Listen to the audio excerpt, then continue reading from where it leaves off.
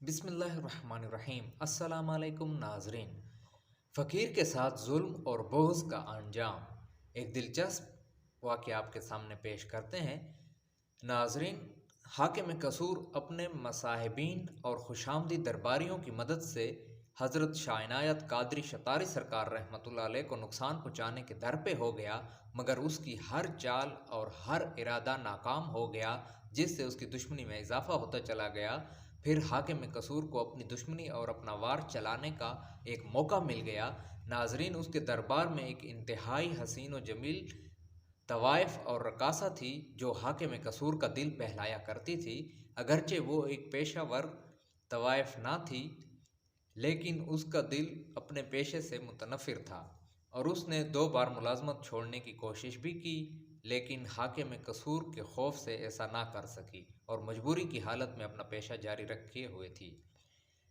اس طوائف کی ایک خوبصورت بیٹی تھی۔ اس نے اپنی اس بیٹی کو دوسروں سے چھپا کر ایک دینی درسگاہ سے دینی تعلیم دلوائی۔ لڑکی نے دینی علوم کے علاوہ باطنی علوم میں بھی خاصی دلچسپی لینا شروع کر دی۔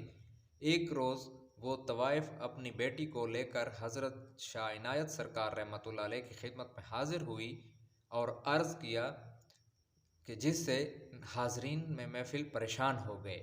آپ رحمۃ اللہ علیہ نے اسے تسلی دی اور آنے کا مقصد پوچھا۔ اس طوائف نے اپنا حال بیان کیا۔ حضور، میں انتہائی گناہگار ہوں اور زمانہ جانتا ہے کہ میں نے تمام عمر گناہوں کی دلدل میں گزار دی۔ میری یہ بیٹی جو جوان اور خوبصورت ہے، اسے میں نے اس گندگی سے دور رکھتے ہوئے دینی تعلیم دلوائی اور ابھی تک یہ لڑکی ہر قسم کی گندگی سے پاک اور باعصمت ہے۔ اب اس پر حاکم قصور کی نگاہ ہے اور وہ اس کو زبردستی فاشا بنا دے گا۔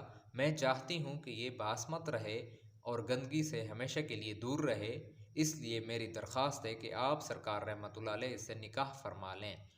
طوائف کی اس درخواست پر حضرت شاہ عنایت سرکار رحمۃ اللہ علیہ نے مراقبہ کیا تاکہ رضا الہی جان سکیں، اور فقیر ہر معاملہ میں اللہ عز و جل ہی کی جانب رجوع کرتا ہے۔ مراقبہ میں آپ سرکار رحمۃ اللہ علیہ کو حکم ہوا کہ اس لڑکی کو اپنی زوجیت میں لے لو۔ چنانچہ آپ سرکار رحمۃ اللہ علیہ نے اسی وقت اس لڑکی سے نکاح کر لیا۔ اس طوائف کو اپنی بیٹی کی جانب سے دلی سکون ملا تو وہ برگاہ الہی میں سر بسجود ہو گئی۔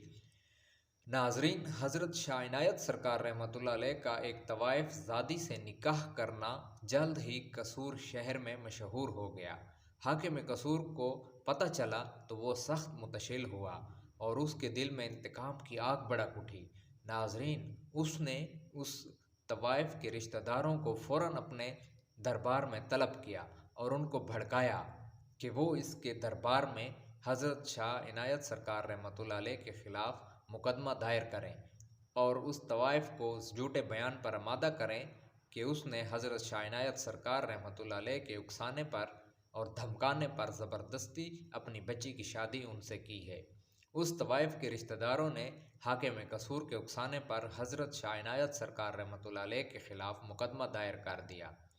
حاکم قصور نے مقدمہ کا فیصلہ سناتے ہوئے کہا کہ حضرت شاہ عنایت سرکار رحمۃ اللہ علیہ اس طوائف زادی کا طلاق دیں، اور اگر انہوں نے طلاق نہ دی تو پھر انہیں شہر بدر ہونا پڑے گا، اور اگر انہوں نے یہ حکم ماننے سے انکار کیا تو پھر ان کی گردن اڑا دی جائے گی۔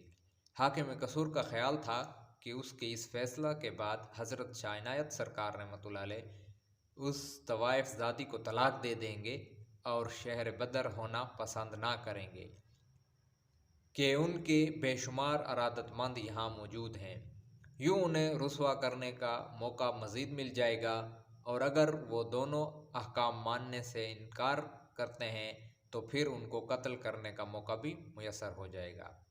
حضرت شاہ عنایت سرکار رحمۃ اللہ علیہ نے حاکم قصور کی جانب سے قصور بدری کے فیصلہ کو قبول کیا اور حکم الہی کے تحت قصور کو الوداع کہتے ہوئے لاہور تشریف لے آئے۔ دوستو، قصور کے رخصت ہوتے ہی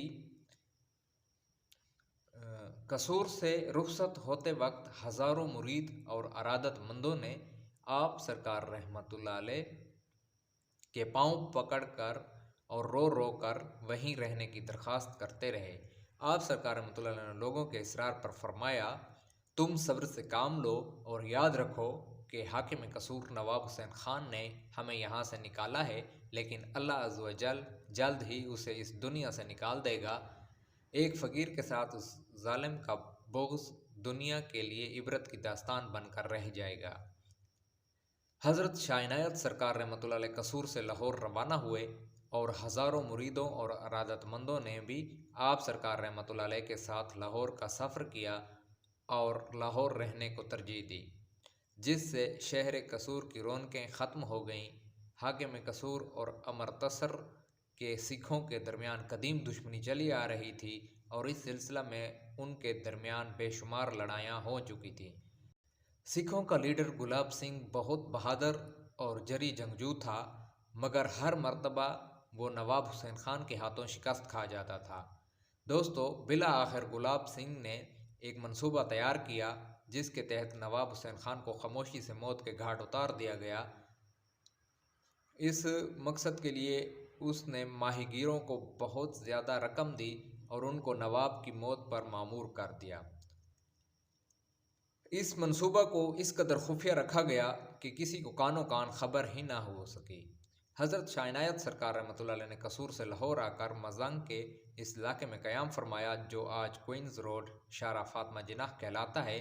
یہاں ایک چھوٹی سی مسجد واقع تھی اور 2 کنویں بھی تھے۔ آپ سرکار رحمۃ اللہ علیہ نے رشد و ہدایت کا سلسلہ شروع کیا اور یہیں سے آپ سرکار رحمۃ اللہ علیہ کے درجات و کمالات روحانی کا آفتاب پوری آب و تاب سے چمکنے لگا۔ آپ سرکار رحمۃ اللہ علیہ کے سینکڑوں کرامات کا ظہور عمل میں آیا اور اسی جگہ بعد از وصال آپ سرکار رحمۃ اللہ علیہ دفن ہوئے اور یہیں آپ سرکار رحمۃ اللہ علیہ کا مزار پاک مرجع گاہ خلائق خاص و عام ہے۔ دوستو، یہ ہوتی ہے شان اولیاء اللہ کی۔ جلد ملتے ہیں، تب تک کے لیے اپنا بہت سارا خیال رکھیے گا۔ اللہ نگہبان۔